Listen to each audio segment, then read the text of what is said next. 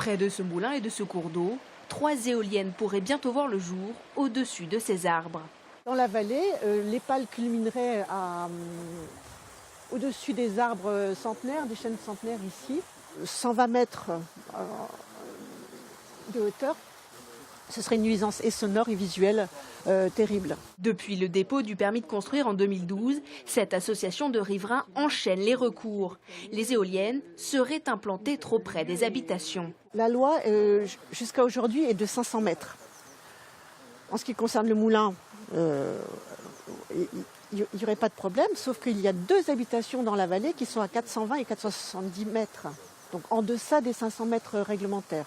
Autour de la table des riverains opposés à ces éoliennes, un autre acteur s'est greffé, l'association Anticor, qui met en avant un autre argument contre le projet, le conflit d'intérêts. La personne à qui appartient le terrain est dédommagée ou celui qui exploitait le terrain un dédommagement.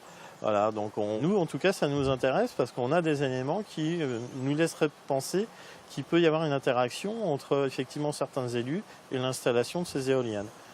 La personne visée n'est autre que le maire de la commune.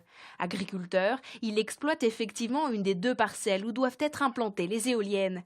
Mais il se défend d'avoir défendu outre mesure ce dossier. On ne peut pas être jugé parti. C'est pas possible. Ouais. C'est la meilleure solution de se faire toquer. Je n'ai jamais participé à aucun débat du conseil municipal pour argumenter l'installation de ce projet-là. Jamais. Si les autres recours de l'association des riverains sont rejetés par la justice, Anticor pourrait de son côté tenter de faire annuler l'implantation avec cet argument.